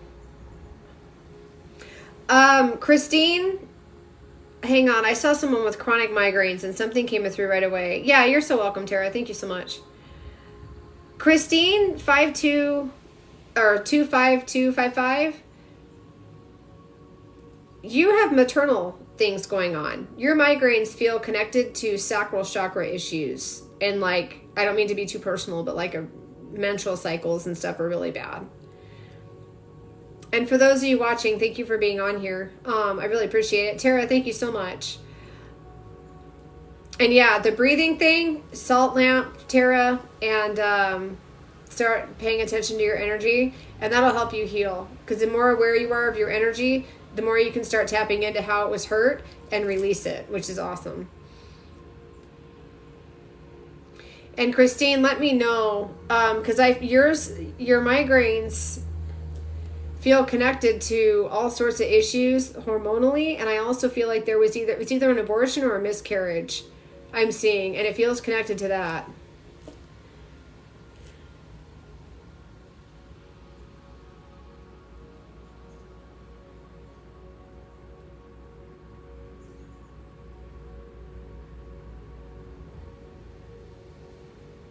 Thank you, Karen Shacklin. I appreciate that.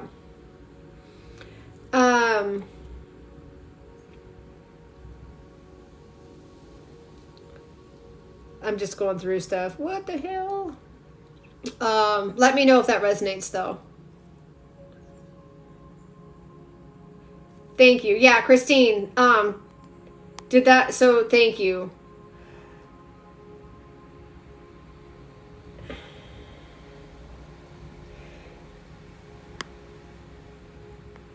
GERDs. Where'd that go? Crafty. DQ Crafty with GERDs. This feels connected to your daughter. She's 22. Because GERDs is usually connected to issues in the home, and on moms it's usually connected to their kids when they're like going through something like not bad, not saying like your daughter's a bad kid, she just has a lot going on and you've been helping her, and I feel like she's handling things differently than you want her to handle them, and it kind of has you on pins because you're worried, but there's issues going on with her and you're helping her, which is great, but she feels like almost like she wants to pull away, but she can't. There's like a back and forth on independence. And you're helping her through what feels like relationship issues. And I think maybe she's wanting to go back to school or something. So you've kind of been like her fallback, like you'll catch her. And I feel like it's getting to be too much. And the GERDs feels connected to daughter, if that makes sense.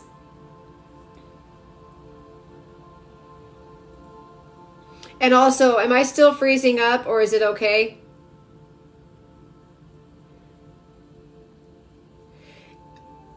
Let me know if I'm freezing up too, because I shut off my Wi-Fi and now I'm just on my network.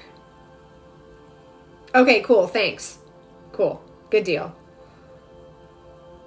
Sweet. All right. Good deal.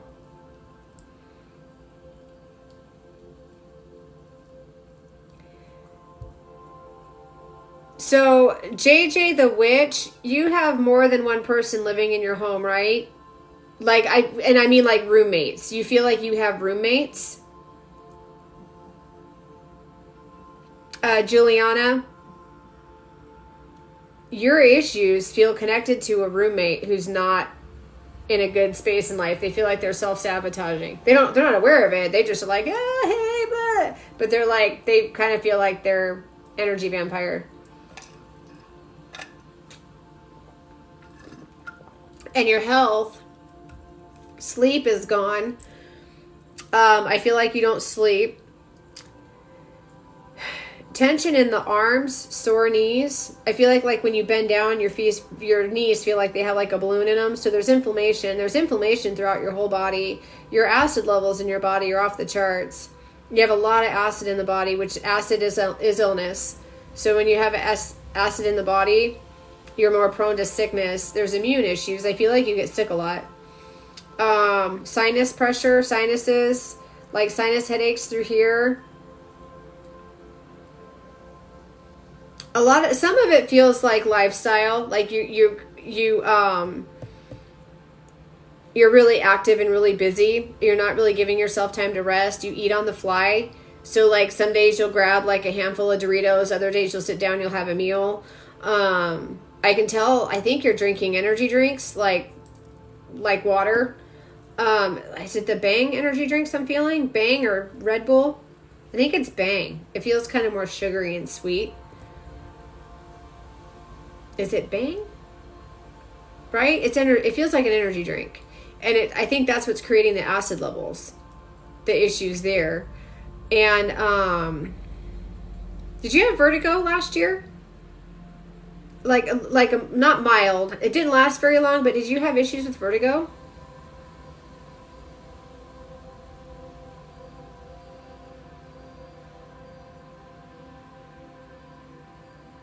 Oh, Bobby Coco, that's hilarious. Vertigo is it's an issue with like a balancing. It usually is because of like issues with the ear, and you just feel like you're spinning even though you're not. Like you're sitting perfectly still. For myself, when I had it, I felt like you know when you're in the elevator and it stops at the floor and it drops. That's what it felt like to me. But so like dizzy, lightheaded, fatigue, kind of a spinning. Yes, dizziness. Okay. Yes to all of this. So the energy drinks, pull back on those. They are literally like annihilating your physical body, what's happening is your physical body is like, oh my God, like sugar energy, but it's making you more prone to this person in the house who they seem like they're kind of fun and really funny and outgoing, but they're like super draining. And I feel like they're also why you don't sleep, because you'll be asleep and they'll come in and go, hey, oh my God, check out this TikTok. Ah, it's so funny. And you're like, I have to get up in the morning. Boundaries need to be set with that person. They're affecting your health. And then the energy drinks, and there's something else. I'm trying to tap into it. It feels food related. It feels like a comfort food that you were like, oh, this is my once a week treat. Now it's an everyday thing that you eat. Yeah, you barely get to rest. Yeah, it's your living situation. And I feel like your opportunity to shift away from this will come when you stop focusing on, that's not going to come out right. It's not that you're focusing, but you're putting too much attention into where you're at and that you feel like you don't have any way to change it. What you need to do is like look out the door, because it's there. The opportunity is there, but you're not seeing it because there's so much. Am I right that your house just feels like there's all this distraction? Like everybody's living a different life. Everybody's in everybody's business, and there's always something going on, in and out, doors slamming. The fridge never has food in it. There's to-go boxes everywhere. And you're like drinking energy drinks and bouncing out of the house as fast as you can. And there's always something going on. And I think once you direct your focus and almost like literally like put your back to it. Yes, exactly that. Thank you. Put your back to it and really focus and pull your center in, pull your energy into your center and just focus, because it's kind of funny because you're like watching them all. And you're just, there's some, stop and focus on yourself, because you do need to shift your environment, because there are good things coming, but they will pass if you continue to live in this environment, or at least allow yourself to be a part of this energy space. Separate yourself, put up walls, put up boundaries, because none of that energy is serving you truly. I don't mean to be shitty. Like, good people, great things, but it's all toxic, just craziness going on. Push it away a little bit. Set boundaries, because you have some potential. You have things coming, and I can tell you've got you have your wits about you, but you're distracted because you're constantly having to put attention into that. Turn your back on it and reset. I would even say journal. Like, take a day to just unplug from that, reset, focus. Why am I here? What am I doing? This door to my left is open. What's on the other side of it? And start, like, put your attention that way.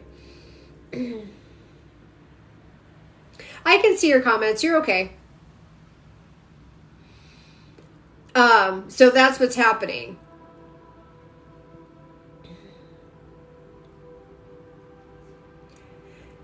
And it feels like the sleep is that, I feel like, is not something you can control, because there's always something going on. So that part I do feel is harder to get away from, because somebody's always awake.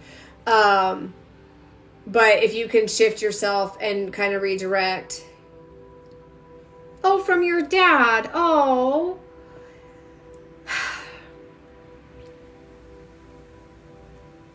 So your dad is why there's opportunities. Your dad, did he pass from a heart attack? Because his chest feels like the thunk, like bam. And I can tell he had other health issues, but I feel like it was the heart that got him.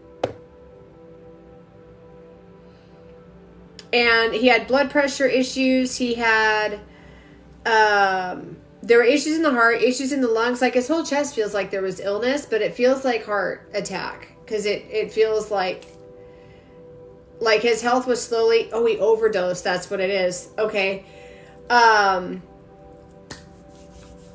Because, so when he overdosed, it was the heart. Now, with that, I'm going to get deep. Permission? Because I'm trying to feel him from like a dad energy. But with an overdose, I got to take it to a different direction. I got to tap into the heart space. Is that cool? Yes. Okay, thank you.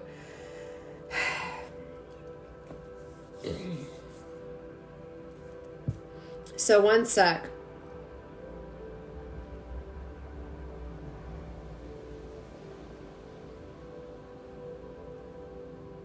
So, does your dad have kind of prominent jawbones or cheekbones? He had like kind of fuller eyebrows. His eyes were a little deep set. I feel like when he overdosed, he was like obviously he was at his worst, he overdosed, but I feel like he was really struggling. He was kind of skinny, square shoulders, longer arms, and he kind of stood like this. He had issues with depression. He had a significant amount of child abuse as a kid with his dad. His dad was an alcoholic. And here is what I'm hearing. You're the star in my dark sky. Like, he's literally saying, like, in all the darkness, you were like the star. You were the one thing that made him want to live.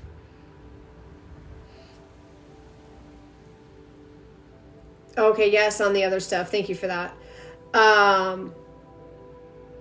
can tell he had... So I'm going to get deep, because he wants me to tell you, and I am like, so he wants me to tell you that he is really sorry that he stepped out of your life at the times that were the most important for you. This to me feels like kindergarten to about third grade.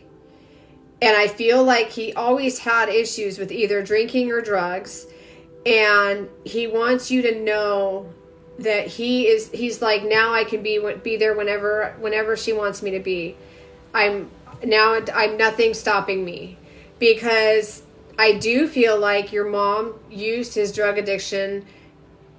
He left with me when I was very young. Okay, so he is very sorry.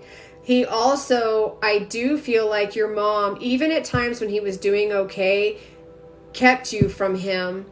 And she would lie to you and say, Dad's not coming. He said he didn't want to. But what really happened is Dad didn't even know he was invited. So a lot of the things that you were expecting him to be there for, and I'm talking like birthday parties, I feel like especially your 8th birthday party, your 13th, when you were 13, I believe, there was a birthday party. And there's another event that I'm not quite understanding what it is. It doesn't feel like an actual holiday, but there were other family members there and you were expecting him to be there. It's like a barbecue. And he didn't show up. And he's like, I didn't know. I did not know.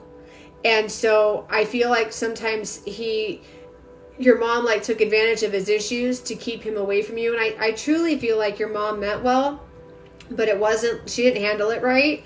And he wants you to know, I would have been to all of them, but I just didn't know. And there were some of the times that he's letting you know, I couldn't make it. I really feel like he was at such a dark state that he couldn't be there. He was like, hi. I feel like if for even at some time, you might have been, I think from 18 and 19. And I also feel like you moved out early to get out of the house because the house just does not feel stable at all. And at that time, I feel like your dad was even at one point like living in hotels and living with friends. Like there was no stability in his life. Oh, you're 18 right now. Okay, thanks. Oh, maybe it's your dad I'm feeling. Because he feels like he moved out like 16. Like he was really young. And he wants you to know, though, that he was there for those things. And there was one thing. What was it? I want to say you were like 13 or 14, so it would have just been a few years ago. But he was passed. He passed about 3 years ago, right?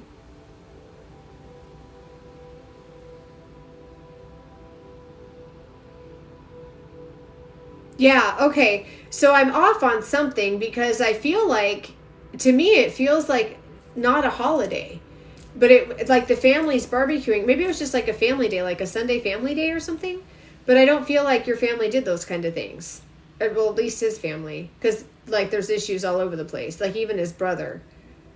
But he does want you to know he's with you. Like, across the board. And he's even saying something along the lines of, like, I don't think he said this to you directly, baby girl. But he's like, she was my baby girl and I missed it. I missed it. Like, the way he's wording it is like, I missed the bus. I missed it.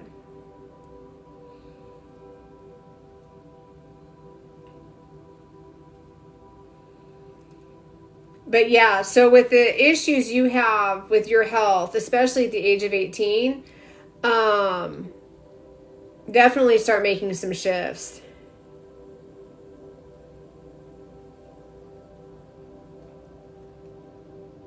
Ask him if he has anything to say. Hang on one sec. Here's the other thing too. When people pass from drug overdose, it can be hard because their vibration was so low, because his overdose feels like he was in a really dark state of depression. So it's hard to tell regarding the mistake you made as a child. That's interesting because I heard forgiveness, but that didn't make sense to me.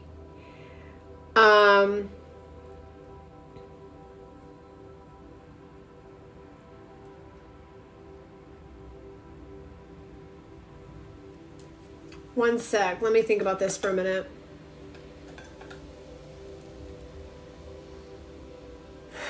Were you about 8 years old? 8 or maybe 10 years old?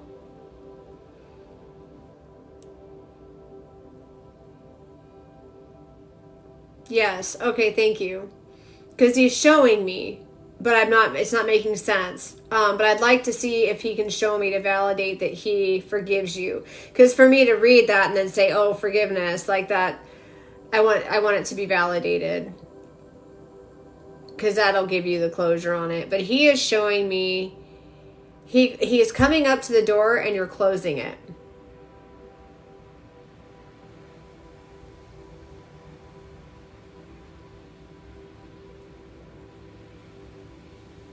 Yeah, don't feel bad though, because I know for sure he's forgiven you. And here's the other thing too.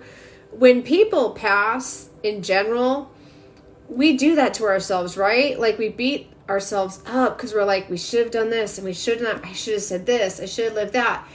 And it doesn't serve us at all, because once they cross over, there's nothing but love and forgiveness on the other side. I mean, there's situations that are really ugly and maybe they didn't cross over, or some people don't cross over for whatever reason. But the overall issue is they're not over there going, man, that person's such an asshole. I can't believe they did that. A lot of the stuff that we live through now in this life, in this 3D, it doesn't apply in the spirit realms. Now, I've had readings, I've had issues where people, I connect and I'm like, they didn't cross over. Like, there's still stuff going on. But your dad, what he is showing me is you look like you're about 8 or 9. And you look like you just got home from school or something, or like you're dressed and you've been out playing. He comes to the door and you shut it. Like he was supposed to be coming to do something with you, like special, like hang out with you.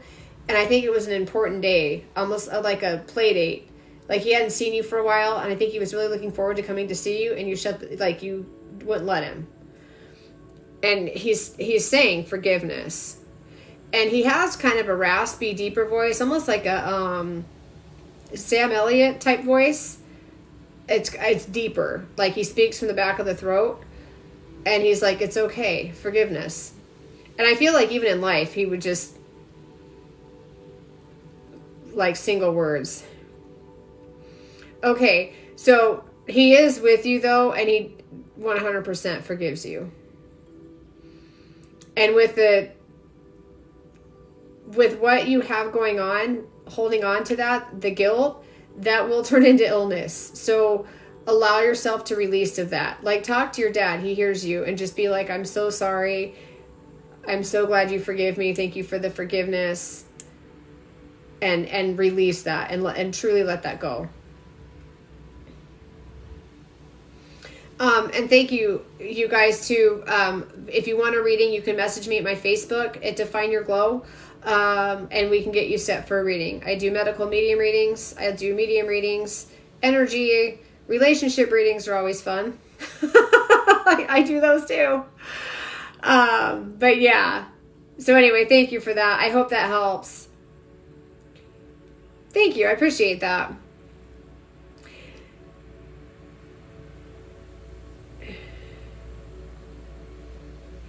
The curse, JJ, is the lifestyle that's around you. That would feel like a curse.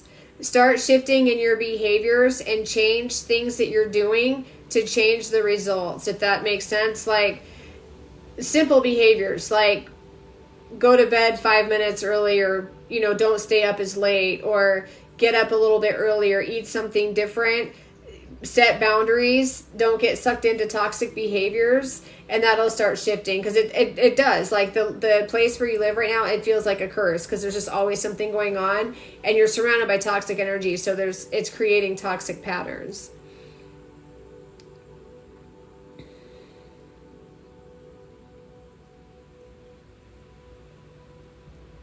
And thank you guys for the hearts and the props. I really appreciate it.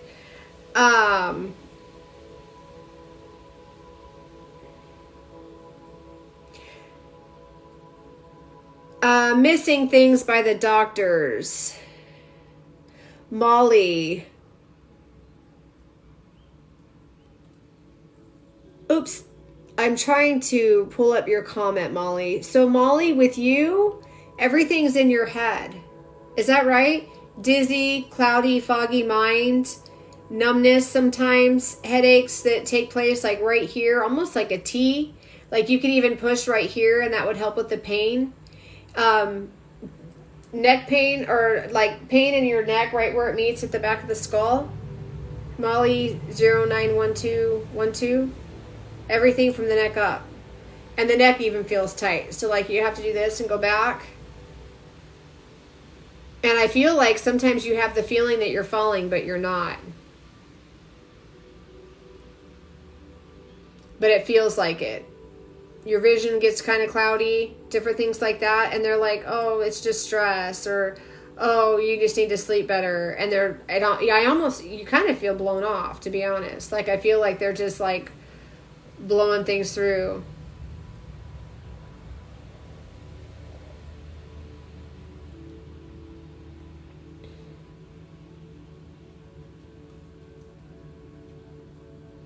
Oh, okay. Yeah. See, so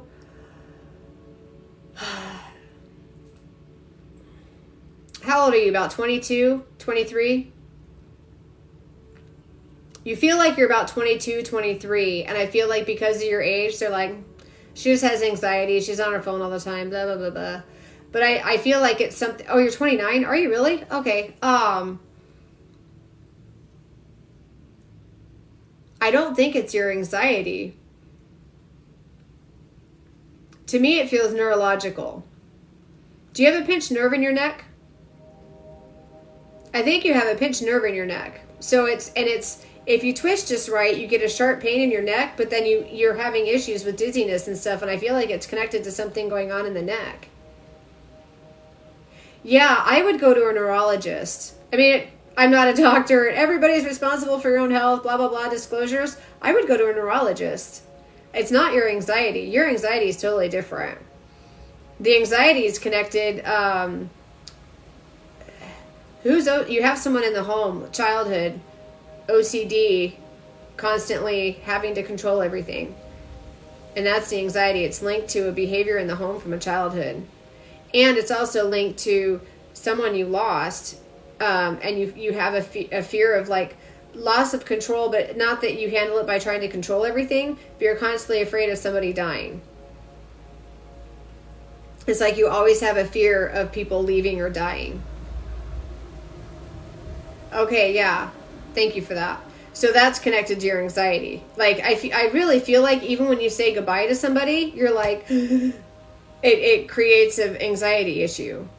But the stuff from the neck up, that's not anxiety. I would go to a neurologist and be like, I wouldn't even mention that you have anxiety, because that's where I get so frustrated with the medical field, because as soon as you talk about anything that they see as a mental illness or mental, they'll and they blame it on that and send you away. And a lot of times it could be something else. But I do feel like you should go to a neurologist, because you have what I feel like it's right there, like right in the center, like skull's here, the little bump of our spine.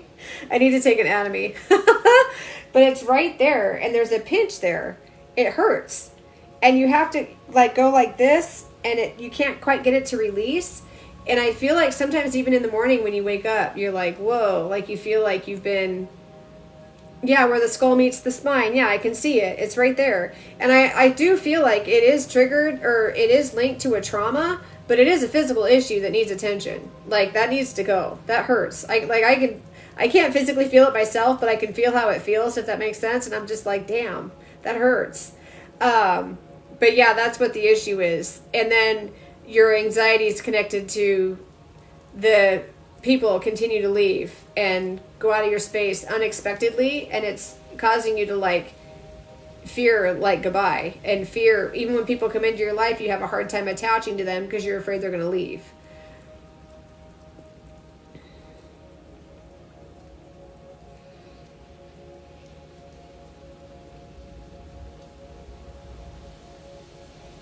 Yeah, spot on. Okay, thanks, Molly. Yeah.